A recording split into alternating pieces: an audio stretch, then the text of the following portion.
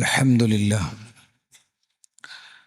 نحمده ونستعينه ونستغفره ونتوكل عليه ونعوذ بالله من شرور أنفسنا ومن سيئات أعمالنا من يهده الله فلا مضل له ومن يضلل فلا هادي له وأشهد أن لا إله إلا الله وحده لا شريك له وأشهد أن محمدًا عبده ورسوله اللهم صل على محمد وعلى آل محمد كما صليت على إبراهيم وعلى آل إبراهيم إنك حميد مجيد أما بعد فإن خير الكلام كلام الله وخير الهدي هدي محمد صلى الله عليه وسلم وشر الأمور محدثاتها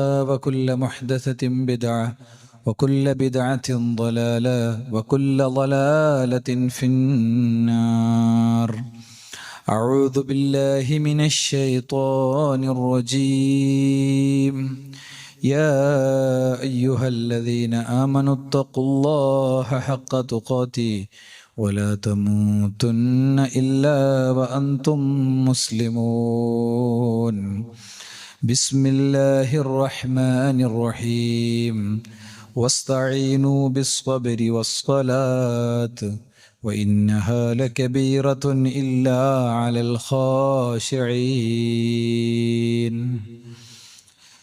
സൃഷ്ടാവും സംരക്ഷകനുമായ റബ്ബിനെ ജീവിതത്തിൻ്റെ എല്ലാ മേഖലയിലും കാത്തു സൂക്ഷിക്കുന്ന യഥാർത്ഥ മുഅ്മിനുകളും മുഖ്ലിസുകളുമായി ജീവിതം ക്രമീകരിക്കണേ എന്ന് എല്ലാ സത്യവിശ്വാസികളെയും സത്യവിശ്വാസിനികളെയും ഉണർത്തുകയാണ്, ഉത്ബോധിപ്പിക്കുകയാണ്. ചരിത്രത്തിൽ പണ്ടൊരിക്കൽ ഒരു മനുഷ്യൻ 1000 ദീനാർ കടം വാങ്ങി. അയാൾ യാത്ര ചെയ്ത് അദ്ദേഹത്തിൻ്റെ ആവശ്യങ്ങളൊക്കെ നിർവഹിച്ചു. വകാന ഖദ് ഇത്തഫഖ മഅ സ്വാഹിബിഹി അലാ മൗഇദിൻ മുഅയ്യനിൻ ലിൽ വഫാ. കടം വീട്ടാൻ ഒരു നിശ്ചിത സമയം തീരുമാനിച്ചിട്ടുണ്ടായിരുന്നു കടം വാങ്ങിയ വ്യക്തിയിൽ നിന്ന്.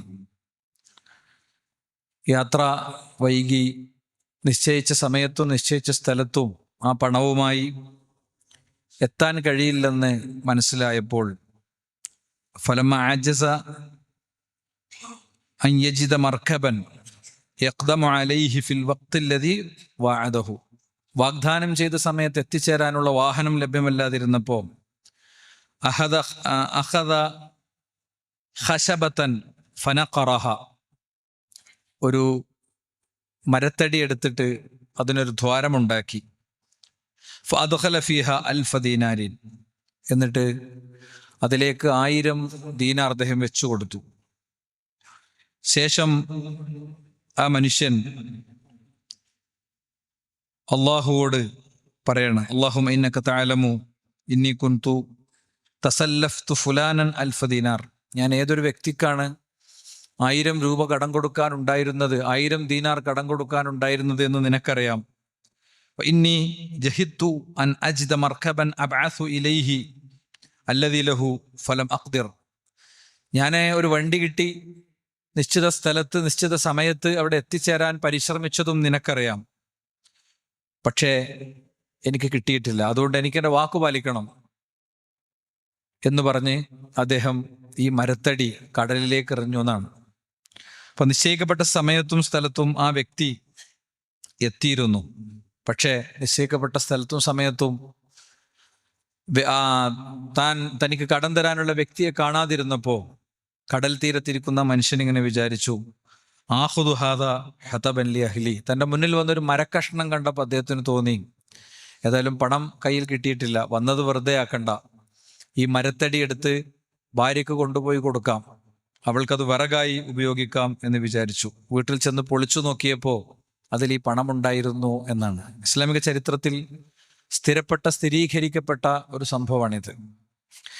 ഇതിൻ്റെ അർത്ഥം നമുക്ക് കടം വീട്ടാനുണ്ടെങ്കിൽ നേരെ ഒരു മരത്തടി എടുത്ത് ദ്വാരുണ്ടാക്കി അതിൽ പണം വെച്ച് കടലിൽ എറിയാം എന്നല്ല. ഇതേപോലത്തെ സംഭവങ്ങളിൽ നിന്ന് നമ്മൾ ഉൾക്കൊള്ളേണ്ടത് ജീവിതത്തിൽ അവർക്കുണ്ടായിരുന്ന നിലപാടുകളാണ്, നിഷ്ഠകളാണ്.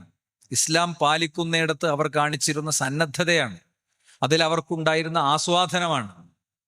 ആ നിശ്ചയിച്ച സ്ഥലം, നിശ്ചയിച്ച സമയം കൃത്യം അവിടെ എത്തുക എന്നതിനെ അവർ അത്രയും ഗൗരവപൂർവ്വം കണ്ടിരുന്നു. നമ്മൾ കഴിഞ്ഞ ആഴ്ചയിൽ ഞാൻ എപ്പോഴോ ഖുത്ബന്റെ ഇടയിൽ ഒരു പരാമർശം ഫുട്ബോളുമായി കണക്ട് ചെയ്ത് നടത്തേണ്ടായി. നമുക്ക് രാത്രി 2 മണിക്ക് 2:30 മണിക്ക് അലാം വെച്ച് എണീക്കുന്നു. ആദ്യത്തെ അലാമിന് നമ്മൾ ഉണരുന്നു, കളി 2 മണിക്കൂർ കാണുന്നു. അതും കഴിഞ്ഞ് പിന്നീട് അതിൻ്റെ റീൽസും ഷോർട്സൊക്കെ വേറെയും കാണുന്നു. കളി വാർത്തകൾ വീണ്ടും വീണ്ടും പരതുന്നു. ഇത് എന്തുകൊണ്ട് നമുക്ക് പറ്റുന്നു? ഇതേ നമുക്ക് എന്തുകൊണ്ട്, അതിലും ചെറിയ കാര്യം, എല്ലാ രാത്രിയും ഒരു 3 റക്അത്തെങ്കിലും മിനിമം നിസ്കരിച്ച് എന്തുകൊണ്ട് കിടക്കാൻ കഴിയുന്നില്ല? ഇത് നമ്മൾ ആലോചിക്കേണ്ടതല്ലേ എന്ന് ഞാൻ പറഞ്ഞിരുന്നു. അപ്പോൾ എനിക്കൊരു ഈ സദസ്സിൽ അദ്ദേഹം ഉണ്ടോയെന്ന് എനിക്കറിയില്ല, ഒരു സഹോദരൻ എനിക്കൊരു മെസ്സേജ് അയച്ചിരുന്നു. ഉസ്താദേ, ആരാധനയിൽ സംതൃപ്തി കണ്ടെത്താനും ആരാധനയിൽ ആസ്വാദനം ഉണ്ടാകാനും ഉള്ള വഴികൾ പറഞ്ഞിരുന്നു. ഞാൻ ഈ വർഷത്തെ ഫുട്ബോൾ മാച്ച് ഒന്നും വിടാതെ കണ്ട ഒരാളാണ്. എനിക്ക് കാര്യമായിട്ട് ജുമായെ കൃത്യമായിട്ട് കിട്ടുള്ളൂ. ജുമാക്ക് ഉസ്താദ് പറഞ്ഞ പോലെ കയറുന്നതിന് മുമ്പ് ഞാൻ എത്താറുണ്ട്. പക്ഷേ എനിക്ക് നിസ്കാരങ്ങളൊക്കെ ഒരു നിസ്കാരം മറ്റേതിലേക്ക് പോകലാണ്. അപ്പോൾ അത്തരമൊരു കാര്യം ഒന്ന് സംസാരിച്ചാൽ നന്നാകും എന്ന് അദ്ദേഹം പറഞ്ഞതിൻ്റെ അടിസ്ഥാനത്തിലാണ് ഞാൻ ഇന്ന് അദ്ദേഹത്തോട് ഉണ്ടാകട്ടെ, അദ്ദേഹം എൻ്റെ സംസാരം കേൾക്കട്ടെ എന്ന് ആഗ്രഹിക്കുകയാണ്. അള്ളാഹു ഈ വിഷയം ശരിയായ രീതിയിൽ മനസ്സിലാക്കാനുള്ള തൗഫീഖ് നമുക്ക് പ്രദാനം ചെയ്യുമാറാകട്ടെ. നമുക്ക് തികച്ചും അസാധ്യമായൊരു കാര്യം, ഒരു ഉദാഹരണം കൊണ്ടുവന്നത് എന്തിനാന്ന് വെച്ച് കഴിഞ്ഞാൽ, കടത്തോടുള്ള തൻ്റെ മതപരമായ സമീപനം ബോധ്യമുള്ളൊരു വ്യക്തി അത് വീട്ടുന്നേടത്ത് കാണിക്കുന്ന സന്നദ്ധത നോക്ക് നിങ്ങൾ. അതുപോലത്തെ സന്നദ്ധതകൾ ചരിത്രത്തിൽ എമ്പാടും നമുക്ക് കാണാൻ കഴിയും. വ്യത്യസ്ത മേഖലകൾ നമ്മൾ എടുത്ത് പരിശോധിച്ചു നോക്കിയാൽ ഇപ്പം എല്ലാറ്റിലും ആസ്വാദനമുണ്ട്. റസൂലുള്ളാഹി സ്വല്ലല്ലാഹു അലൈഹി വസല്ലം നമസ്കാരത്തെ കണ്ടത് എങ്ങനെയാണ്? അനസ് ബിൻ മാലിക് റഹിമഹുല്ലയിൽ നിന്ന് റളിയല്ലാഹു അൻഹു ഉദ്ധരിക്കുന്ന ഹദീസിൽ കാണാം, ഹുബ്ബിബ ഇലയ്യ മിൻ ദുനിയാകും അന്നിസാ. എനിക്ക് ദുനിയാവിൽ ഏറ്റവും പ്രിയപ്പെട്ടത് എൻ്റെ ഭാര്യമാരാണ്. എനിക്ക് ഏറ്റവും പ്രിയപ്പെട്ടത് എൻ്റെ ഭാര്യമാരാണ്. ഏറ്റവും പ്രിയപ്പെട്ടത് ഭാര്യമാരാകുക, ഭാര്യമാരിൽ ഒരു എൻജോയ്മെന്റ്, ഒരു ആസ്വാദനം ഉണ്ടാകുക, അതുണ്ട്. ശരിക്കും പടച്ച റബ്ബ് അങ്ങനെ ഒരു സാധനം നിശ്ചയിച്ചിട്ടുണ്ട്. അത് നമുക്കുണ്ടോ എന്നുള്ളതാ ചോദ്യം. ആരാധനയിൽ മാത്രമൊന്നുമല്ല അതില്ലാത്തത്. ദിക്ർ ചൊല്ലണോടത്തും സ്വതഖ കൊടുക്കണോടത്തും മാത്രമൊന്നുമല്ല അതില്ലാത്തത്. സ്വന്തം ഭാര്യയായിട്ട് നിർവഹിക്കുന്ന സെക്സിൽ പോലും ഇസ്ലാം നിശ്ചയിച്ച മഹത്തായ ആസ്വാദനത്തിന്റെ തലം, അത് ആസ്വദിക്കാനും അടിച്ച് തകർക്കാനുമുള്ളതാണ്. പുതിയ കുട്ടികളുടെ ഭാഷയിൽ പറഞ്ഞാൽ അത് നമുക്ക് ഉണ്ടോ നമ്മൾ ആലോചിക്കേണ്ടതാണ്. പിന്നീട് റസൂലുള്ളാഹി പറഞ്ഞു, ദുന്യാവിൽ എനിക്ക് പ്രിയപ്പെട്ട മറ്റൊന്ന് ത്വീബാണ്. സുഗന്ധം എനിക്ക് ഭയങ്കര ഇഷ്ടമാണ്. അപ്പോ സുഗന്ധത്തെയും ഭാര്യയെയും ഒന്നിച്ചു പറഞ്ഞ് പുതിയ കാലത്തിന്റെ എല്ലാ സങ്കല്പങ്ങളെയും അടിച്ച് തകർക്കാണ് പ്രവാചകൻ.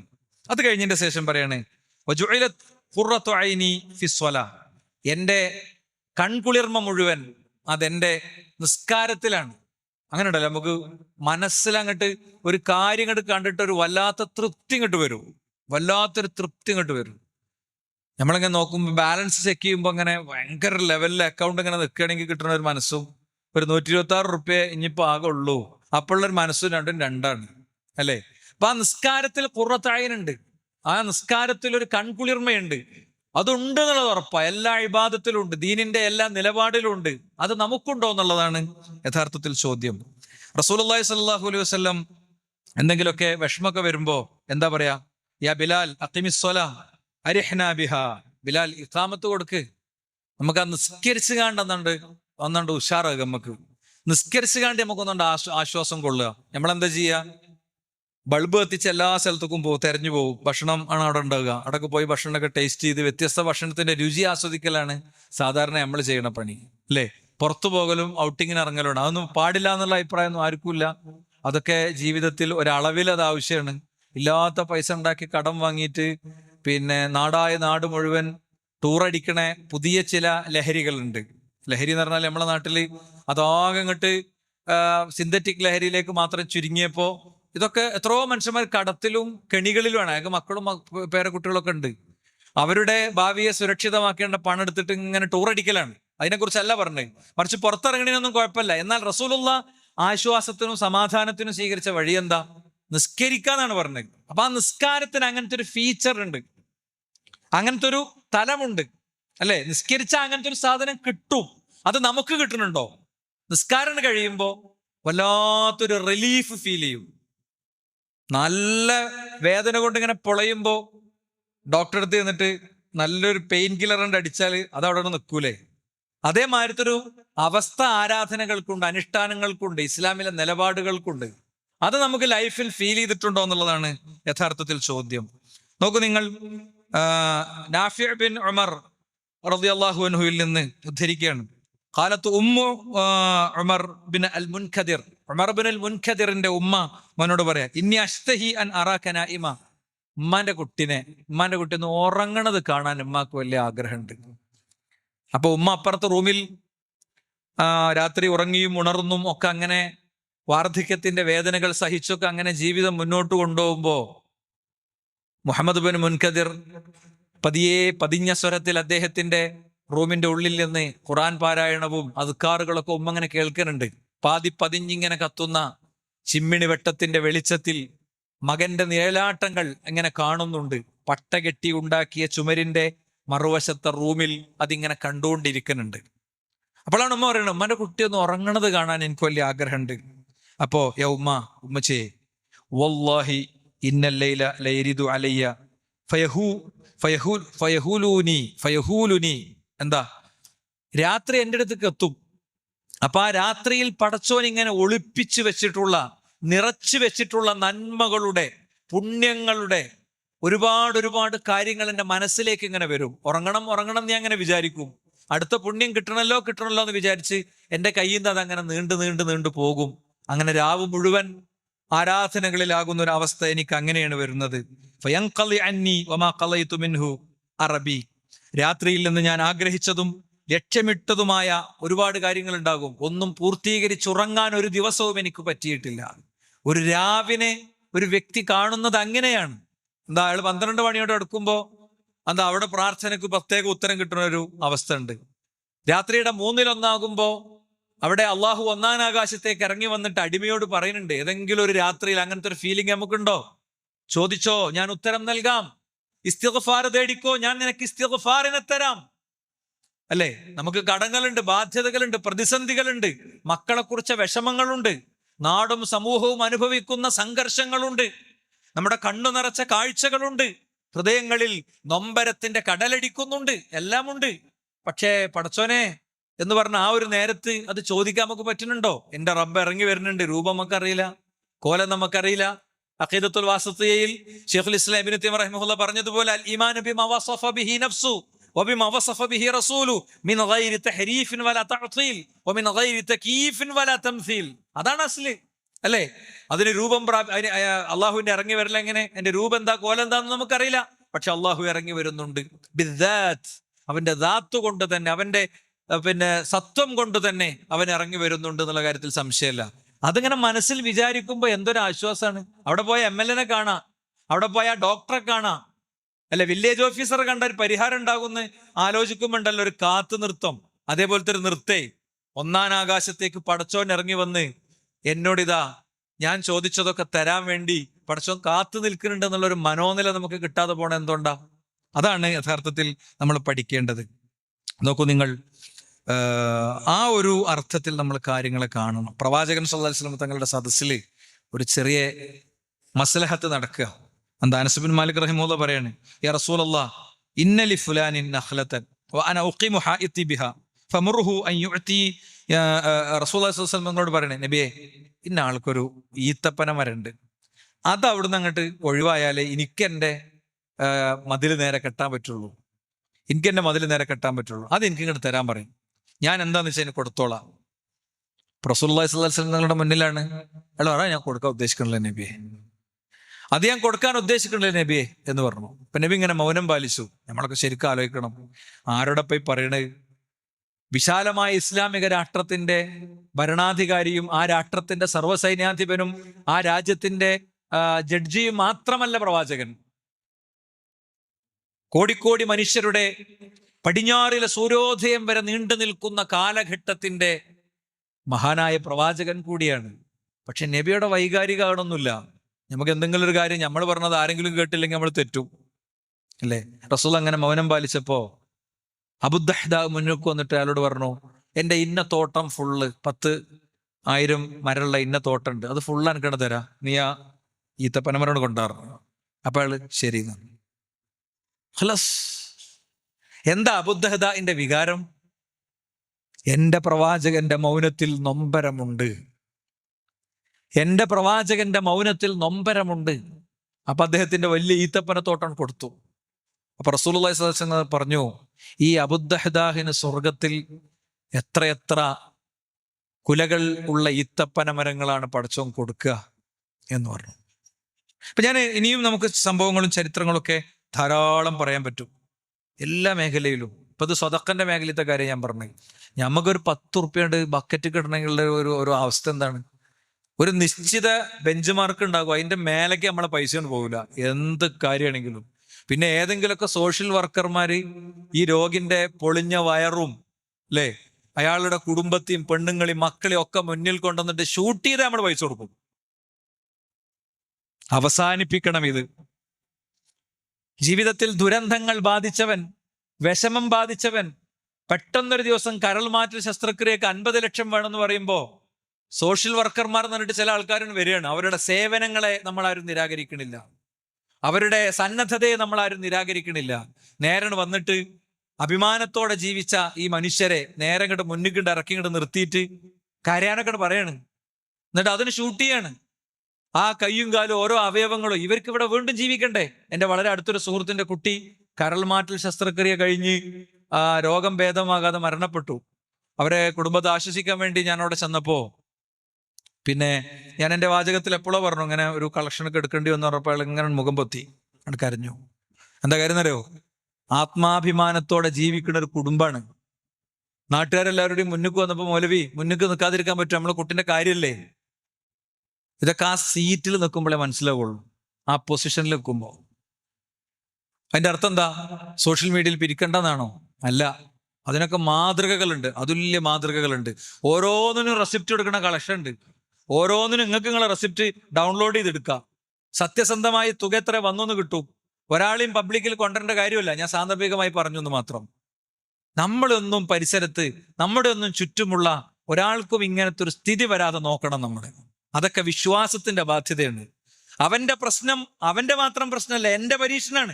എന്റെ വീട്ടിലോ അയൽപ്പക്കത്തോ നാട്ടിലോ ഒരു ക്യാൻസർ രോഗി, ഒരു കിഡ്നി രോഗി ഉണ്ട് എന്ന് പറഞ്ഞാൽ അത് ആരെ പരീക്ഷണ അറിയോ? എനിക്കും കൂടിയുള്ള പരീക്ഷണ. ഞാൻ എന്ത് ചെയ്യുന്ന പടച്ചോ നോക്കുക. അള്ളാഹു നമ്മളെ അതുപോലത്തെ മാനഹാനികളിൽ നിന്ന് കാത്തുരക്ഷിക്കുമാറാകട്ടെ. അപ്പൊ ഞാൻ പറഞ്ഞത് ഇതുപോലെ ഏത് മേഖലയിലും ധാരാളം സംഭവങ്ങൾ നമുക്ക് കാണാൻ പറ്റും. നോക്കൂ നിങ്ങൾ, മഹാനായ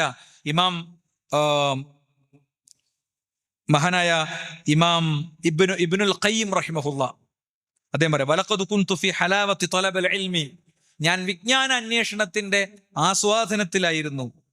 അൽഖാ മിനശ് ശദാഇദി മാ ഹുവ അഹ്ലാ ഇൻദി മിനൽ അസലി, ഞാൻ ഇൽമ നേടാൻ വേണ്ടി ഒരുപാട് ഞാൻ വിഷമിച്ചു. ആ വിഷമങ്ങളൊക്കെ എൻ്റെ മുന്നിൽ മലകളായി നിന്ന് തന്ന ഓരോ പ്രതിസന്ധികളെയും ചവിട്ടിക്കിടന്ന് ഞാൻ മുന്നോട്ട് പോകുമ്പോൾ എനിക്കതൊരു തേനിന്റെ രുചിയാണ് എനിക്ക് അനുഭവപ്പെട്ടത്. ഫീ സബീലി മാതുലുബു വഅർജു, ഞാൻ അന്വേഷിക്കുന്ന വിജ്ഞാനത്തിന്റെ വഴിയിൽ.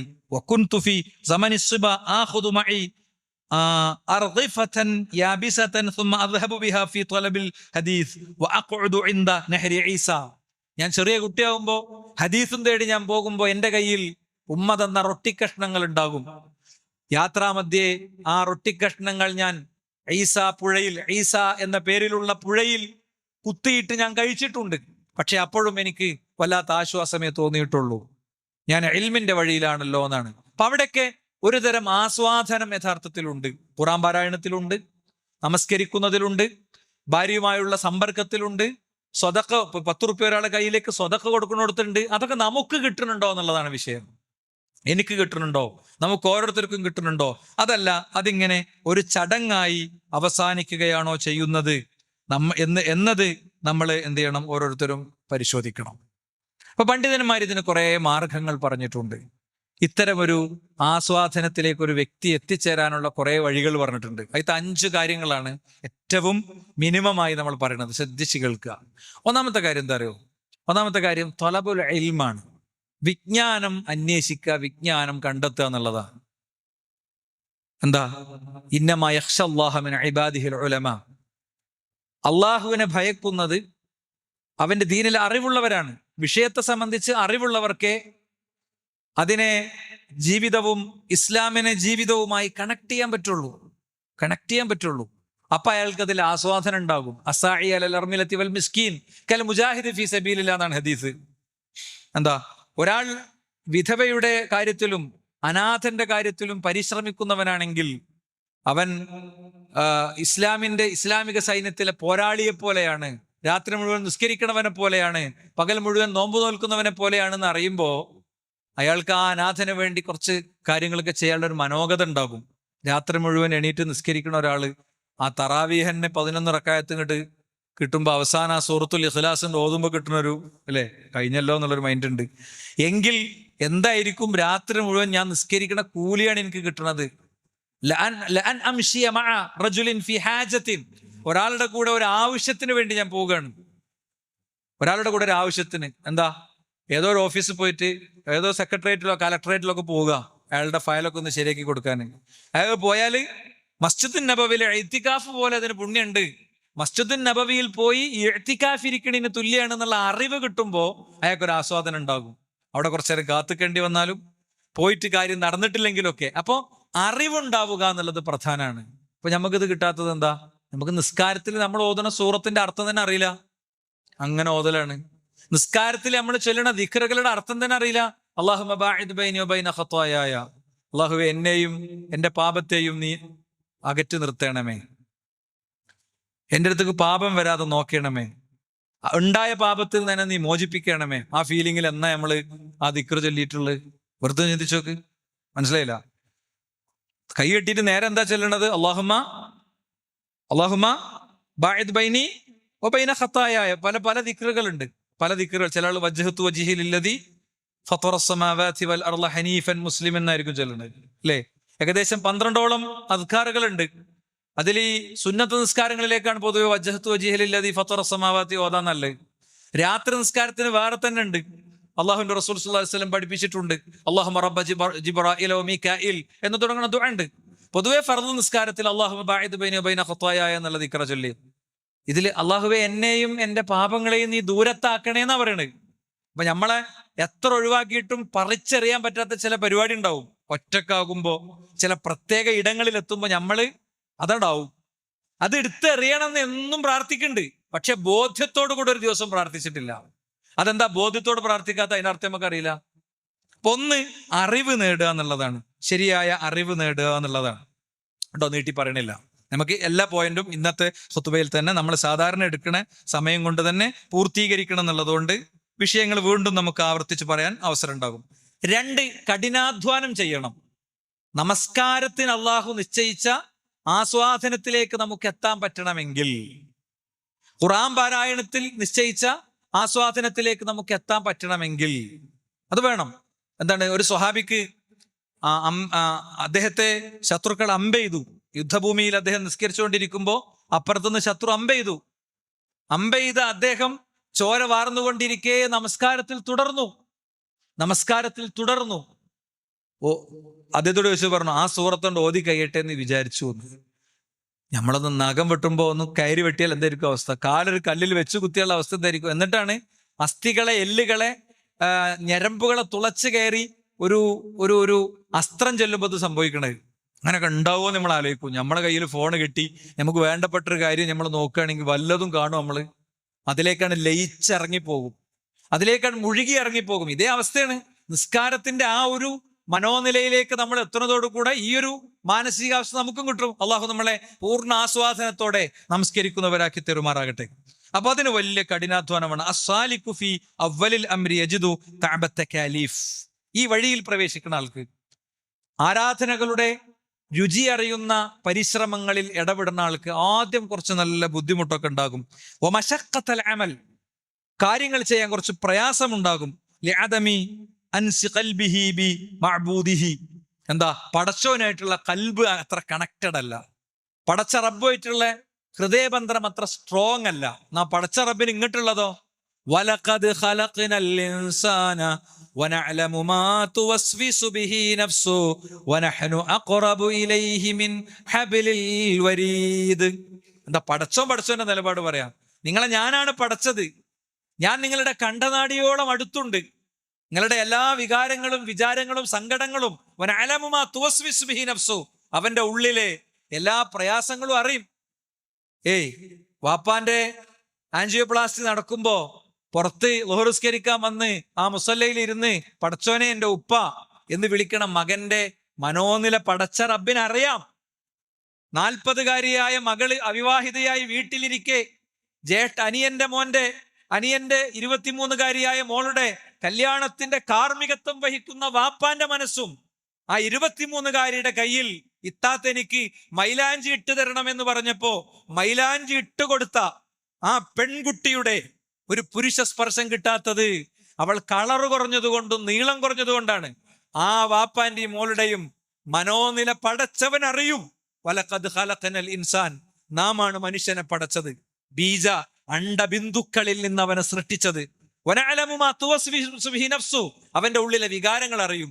വനഹ്നു അഖറബു ഇലൈഹി മിൻ ഹബ്ലിൽ വരീദ്, അവന്റെ ഖണ്ഡനാടിയോളം നമ്മൾ അടുത്തുണ്ട്. അത് കറക്റ്റാണ്. അപ്പൊ അതുകൊണ്ട് അങ്ങനെ അള്ളാഹുവുമായി അടുക്കുക എന്നുള്ള വലിയൊരു സംഭവം ഉണ്ട്. അത് അടുക്കണത് വരെ ഇതൊക്കെ വലിയ ബാധ്യതയായിരിക്കും. അതാ ഖുറാൻ പറഞ്ഞത്, ഞാനിവിടെ ഓതി വെച്ചായത് വസ്തഈനു ബിസ്സബ്രി വസ്സലാത്ത്, നിങ്ങൾ നിസ്കാരം കൊണ്ടും സബ്ർ കൊണ്ടും ഇസ്തിആനത്ത് നടത്തണം, സഹായതേട്ടം നടത്തണം. വഇന്നഹാ ലകബീറത്തുൻ ഇല്ലാ അലൽ ഖാശിഈൻ, നിസ്കാരം എന്ന് പറഞ്ഞാൽ വലിയൊരു പണിയാ. സബറാക്കുക എന്ന് പറയുന്നത് വലിയൊരു പണിയാ. ആർക്ക്? ഇല്ലാ അലൽ ഖാശിഈൻ, ഖുശൂഉള്ളവർക്ക് ഒഴികെ. അതിന്റെ അനുഭൂതികളിലേക്ക്, ടേസ്റ്റിലേക്ക് എത്താത്തവർക്കൊന്നും സഹിക്കാൻ പറ്റൂല, അവർക്കൊന്നും സഹിക്കാൻ പറ്റില്ല. അവർക്ക് നിസ്കാരം വലിയ പണിയാണ്. രാവിലെ ഇങ്ങോട്ട് എണീറ്റ് ആയി കിട്ടൂല. അയാൾ എങ്ങനെ ജോലി സ്ഥലത്ത് നിന്ന് ഇങ്ങോട്ട് അയാൾ 2 ഫയൽ അങ്ങോട്ടും ഇങ്ങോട്ടും ആക്കുമ്പോഴത്തേന് നിസ്കാരത്തിന് സമയം കഴിഞ്ഞിട്ടുണ്ടാവും. അയാൾ എന്നും വക്ത് തെറ്റിയിട്ട് നിസ്കരിക്കുക. അതെന്താ കാര്യം? അള്ളാഹുമായ അയാളുടെ ഖൽബിനെ അയാൾക്ക് ഘടിപ്പിക്കാൻ കഴിഞ്ഞിട്ടില്ല എന്നത് തന്നെയാണ് അതിന്റെ കാരണം എന്നാണ്. അപ്പോ സഹോദരന്മാരെ, സാബിത്ത് ബിൻ അൽ ബുന്യാനി പറഞ്ഞൊരു വാചകം കൂടി നമുക്ക് കോട്ട് ചെയ്യാം. കാബത്തു സ്വലാത്ത് 20 സന വ തനഅംതു ബിഹാ 20 സന. ഞാൻ നിസ്കാരം ഒന്നുകൊണ്ട് ശരിക്ക് റെഡിയാക്കാൻ ഞാൻ 10 കൊല്ലം പണിയെടുത്തു, പിന്നുള്ള 10 കൊല്ലം ഞാൻ അതുകൊണ്ട് ആസ്വദിക്കുകയും ചെയ്തു എന്നാണ്. അതുകൊണ്ട് കൂടുതൽ ശരിയായ രീതിയിൽ പഠിക്കുക. വിഷയങ്ങൾ അടുത്തത് 4 കാര്യങ്ങൾ കൂടി ഉണ്ട്, കുറച്ചുകൂടി കാര്യങ്ങൾ ആഡ് ചെയ്ത് നമുക്ക് അടുത്ത ആഴ്ചയിൽ പറയാം. ബാറക്കല്ലാഹു ഫീക്കും ജമീഅൻ.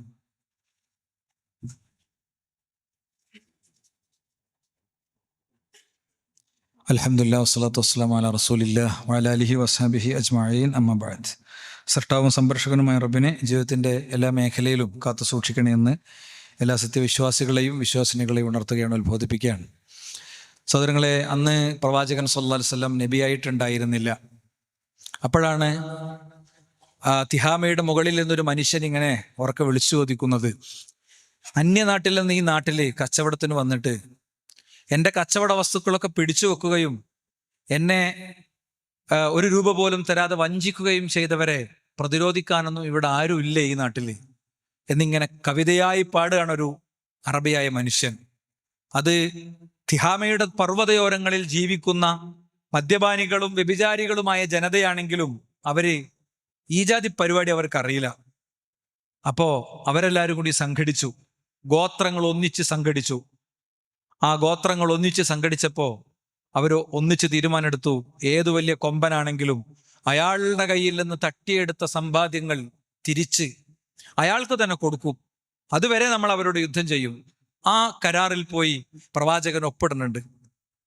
പ്രവാചകനാകും മുമ്പ് ഒപ്പിടുന്നുണ്ട് എന്ന് പറഞ്ഞാൽ, സമൂഹത്തിൽ ഒരു തിന്മയ്ക്കെതിരെയുള്ള പോരാട്ടം, സമൂഹത്തിൽ ഒരു അധർമ്മത്തിനെതിരെയുള്ള പോരാട്ടം, അതിൻ്റെ കൂടെ നിൽക്കുക എന്നുള്ളത് വിശ്വാസപരമായ ബാധ്യതയാണ്. നമ്മുടെ രാജ്യം നമുക്കറിയണത് പോലെ കഴിഞ്ഞൊരു 10-14 വർഷമായി വിശേഷിച്ചും ഫാഷിസത്തിന്റെ കരാളഹസ്തങ്ങളിൽ അമരുകയും ഇവിടുത്തെ ജുഡീഷ്യറിയെ, നിയമനിർമ്മാണ സഭകളെ, ഇവിടുത്തെ സർവ്വതിനെയും പർച്ചേസ് ചെയ്തുകൊണ്ട് ഉള്ളൊരു മുന്നോട്ട് പോക്കാണ്. അതിനിടയിൽ കാണുന്ന ഓരോ ചെറിയ തിരികളും ഇനിയൊരു പ്രകാശഗോളമാകണം എന്ന പ്രാർത്ഥനയും ബോധ്യം നമുക്കുണ്ടാകണം. ഡൽഹിയിൽ ജന്തർ മന്ദറിൽ വളരെ ശക്തമായ സമരത്തിലാണ് ഇന്ത്യയിലെ യുവത്വം. ആ സമരത്തോട് ഐക്യദാർഢ്യം പ്രഖ്യാപിക്കുകയും അതിൽ ഇടപെടുകയും ചെയ്തുകൊണ്ട് വലിയ രീതിയിലുള്ള മുന്നേറ്റമാണ് സമൂഹത്തിൽ നടക്കുന്നത്. അതൊക്കെ അങ്ങനെ നടക്കുമ്പോൾ, വളരെ ശക്തമായി അതവിടെ നടക്കുമ്പോൾ, മലയാളം മുഴുവൻ ഫുട്ബോൾ ലഹരിയിലായിരുന്നു അല്ലേ? അതിന്റെ ഏറ്റവും പീക്കായ സമയം. അതിന് കഴിഞ്ഞപ്പോഴാണ് നമുക്ക് കുറച്ചാൾക്കെങ്കിലും എന്ത് ചെയ്ത് അവിടെ അങ്ങനെയൊക്കെ നടക്കുന്നുണ്ട് എന്നുള്ള അറിയാൻ പോലും പറ്റിയത്. എന്താ, ബൂട്ട്സ്, പോലീസിന്റെ ബൂട്ട്സ് കൊണ്ടുള്ള ചവിട്ടും ലാത്തി കൊണ്ടുള്ള അടിയും കൊണ്ട് ചെറുപ്പക്കാർ ആ സമരത്തിൽ തന്നെ മുന്നോട്ട് പോവാണ്. ഈ 14 വർഷങ്ങൾക്കിടയിൽ ആദ്യമായി നമ്മുടെ പ്രധാനമന്ത്രിക്ക് ലോകമുറങ്ങിയതിനു ശേഷം ഇന്ന് അതിൽ തീരുമാനങ്ങൾ ഉണ്ടാകുമെന്ന് പറയേണ്ടി വന്നു. കൃത്യമായ ഇന്റലിജൻസ് റിപ്പോർട്ടുകൾ തന്നെയാണ് അതിന്റെ കാരണം. അതുകൊണ്ട് ഞാൻ പറയുന്നു, രാജ്യത്തിന്റെ വിവിധ ദിക്കുകളിൽ നിന്ന് മനുഷ്യർ അവരുടെ ഭക്ഷണമേശക്ക് മുന്നിലെത്തുമ്പോൾ അവർക്ക് ഓർമ്മ വന്നത് ജന്തർ മന്ദറിൽ സമരം നയിക്കുന്ന ചെറുപ്പക്കാരികളെയുമാണ്. അവരെന്താ ചെയ്തത്? അവര് നേരെ ഫുഡ് ഡെലിവറി കൊടുക്കുന്ന ഏജൻസികൾക്ക് പണം കൊടുത്തു. എവിടെ കൊണ്ടുപോയി കൊടുക്കണം എന്ന് വെച്ചപ്പോൾ ജന്തർ മന്ദറിൽ പട്ടിണി കിടക്കണ ഞങ്ങളുടെ സുഹൃത്തുക്കളുണ്ട്, അവർക്ക് കൊടുക്കാൻ പറഞ്ഞു. അതുകൊണ്ട് ഹാഷ്ടാഗുകളിലൂടെ, ഷെയറിങ്ങുകളിലൂടെ, കമന്റുകളിലൂടെ, മാന്യമായ പ്രതിരോധങ്ങളിലൂടെ പൊതുബോധ നിർമ്മിതിയിൽ നമ്മൾ ശരിയായ പങ്കുവഹിക്കേണ്ട ഒരു ഘട്ടമാണിത് എന്ന് മിമ്പർ തന്നെ ലോകത്തോട് പറയേണ്ടുന്ന ഒരു സാഹചര്യമുണ്ട്. അതുകൊണ്ട് ഇതിലൊന്നിലും ഞാനില്ല എന്നുള്ളൊരവസ്ഥ ഉണ്ടാകരുത്. ഇതൊന്നും ഇവിടെ നടക്കൂല. ചില ആൾക്കാർ എങ്ങനെ പറയാം, ഒന്നും നടക്കൂല എന്ന്, വെറുതെയാണ്. ഇതൊക്കെ അവർ പിടിച്ചടക്കി. കഴിഞ്ഞ ഒരു പാർലമെന്റും ഈ ഒരു പാർലമെന്റും തമ്മിൽ വലിയ വ്യത്യാസമുണ്ട്. എന്താ കാര്യം? എണ്ണത്തിൽ ഇപ്പുറത്ത് കുറച്ചാൾ കൂടുതലുണ്ട്. അതില്ലായിരുന്നെങ്കിൽ ഈ രാജ്യത്ത് ഡീലിമിറ്റേഷൻ നടപ്പിലാക്കിയിട്ടുണ്ടാവും. സൗകര്യമുള്ള പോലെ രാജ്യത്തെ പാർലമെന്റ് മണ്ഡലങ്ങളെ വെട്ടി നുറുക്കി കേരളം അടക്കം പ്രതിരോധം തീർക്കുന്ന പ്രദേശങ്ങളെ ഒറ്റപ്പെടുത്തി എന്നേക്കുമായി ഇന്ത്യ രാജഭരണം കൊണ്ടുവരാനുള്ള സാഹചര്യം വരുമായിരുന്നു. നിരാശ വിശ്വാസിയുടെ അധ്യായത്തിൽ ഏതായാലും ഇല്ല. എല്ലാ ഛത്രാധിപതികളും അവർ സ്വയം അവസാനിച്ചതാണ്. ഇതിനും അതിൻ്റെ അപ്പുറം ഒന്നും സംഭവിക്കാൻ ഇല്ല. നമ്മൾ വളരെ ധീരമായി, ശക്തമായി ഈ പോരാട്ടങ്ങൾ ഏതെങ്കിലും ജാതി തിരിഞ്ഞോ മതം തിരിഞ്ഞോ അല്ല നടത്തുന്നത്. ഒന്നിച്ച് ജാതികൾക്കും മതങ്ങൾക്കും ഇടയിലുള്ള വ്യത്യാസങ്ങളുണ്ട്, അത് വ്യത്യാസങ്ങളായി തന്നെ നിലനിൽക്കട്ടെ.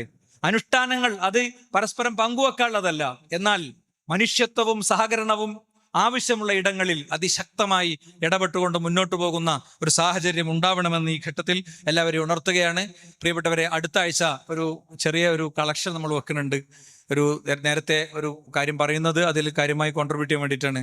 ഞാൻ ഇത്രയും വർഷം ഖുതുബയിൽ ഉണ്ടായിരുന്ന എൻ്റെ സ്വന്തം നാട്ടിലെ പള്ളി, അതിൻ്റെ പള്ളിയും മദ്രസയും അതിൻ്റെ കൺസ്ട്രക്ഷൻ പൂർത്തീകരണത്തിന് വേണ്ടിയിട്ടുള്ള പള്ളി, മദ്രസ, ഖുർആൻ ഹദീസ് ലേണിംഗ് സ്കൂൾ അടക്കമുള്ളത് പൂർത്തീകരിക്കുന്നതിന് വേണ്ടിയിട്ടുള്ള ഒരു ശേഖരണമാണ്. ഒരുപക്ഷെ ആദ്യമായിട്ടായിരിക്കും ഒരു കളക്ഷൻ ഇങ്ങനെ എടുക്കുന്നത്. നമ്മൾ വ്യക്തികളെടുത്ത് ഇങ്ങനെ സംസാരിച്ച് പിരിച്ചു പോരുന്നൊരു രീതിയാണ് പൊതുവേ ഉള്ളത്. ഏതായാലും അടുത്ത ആഴ്ചയിലെ കളക്ഷനിൽ നിങ്ങളുടെ കാര്യമായ സഹകരണം ഉണ്ടാകണം എന്ന കാര്യം ഉണർത്തുകയാണ്. അള്ളാഹു നമ്മിൽ നിന്ന് സ്വീകരിക്കുമാറാകട്ടെ. നമ്മുടെ ആരാധനകളും അനുഷ്ഠാനങ്ങളും ദീനി നിലപാടുകളും മനസ്സറിഞ്ഞ്, ഹൃദയമറിഞ്ഞ്, സംതൃപ്തിയോടെ, ആസ്വാദനത്തോടെ നിർവഹിക്കാനുള്ള തൗഫീഖ് അള്ളാഹു നമുക്ക് നൽകുമാറാകട്ടെ. നമ്മുടെ മാതാപിതാക്കളിൽ, കുടുംബങ്ങളിൽ, പ്രിയപ്പെട്ടവരിൽ അള്ളാഹു അനുഗ്രഹത്തെ വർഷിക്കുമാറാകട്ടെ. ലാ ഇലാഹ ഇല്ലല്ലാഹുവിൻ്റെ വഴിയിൽ ശരിയായ രീതിയിൽ സഞ്ചരിക്കാനുള്ള തൗഫീഖിനെ അള്ളാഹു നമുക്ക് നൽകുമാറാകട്ടെ. രാജ്യത്തിൻ്റെ സുരക്ഷിതത്വത്തിന് വേണ്ടിയുള്ള എല്ലാ പോരാട്ടങ്ങളെയും അള്ളാഹു ശരി ദിശയിൽ നയിക്കുകയും അത് വിജയം കാണുന്നിടത്തേക്ക് എത്തുകയും ചെയ്യുമാറാകട്ടെ. ലോകത്തെമ്പാടും വേദന അനുഭവിക്കുന്ന മുസ്ലിം സമൂഹങ്ങൾക്ക് അള്ളാഹു അവരുടെ നാടുകളെയും അവരുടെ ഇടങ്ങളെയും തിരിച്ചേൽപ്പിക്കുമാറാകട്ടെ. സുരക്ഷിതമായി അവിടെ ജീവിക്കാനുള്ള തൗഫീഖിന് അള്ളാഹു കൊടുക്കുമാറാകട്ടെ. അല്ലാഹുമ്മ ഗ്ഫിർ ലിൽ മുഅ്മിനീന വൽ മുഅ്മിനാത്ത്, اللهم أعز الإسلام والمسلمين وأذل الشرك والمشركين. ربنا آتنا في الدنيا حسنة وفي الآخرة حسنة ربنا وقنا عذاب النار. آمين آمين برحمتك يا أرحم الراحمين. والحمد لله رب العالمين وصلى الله على محمد.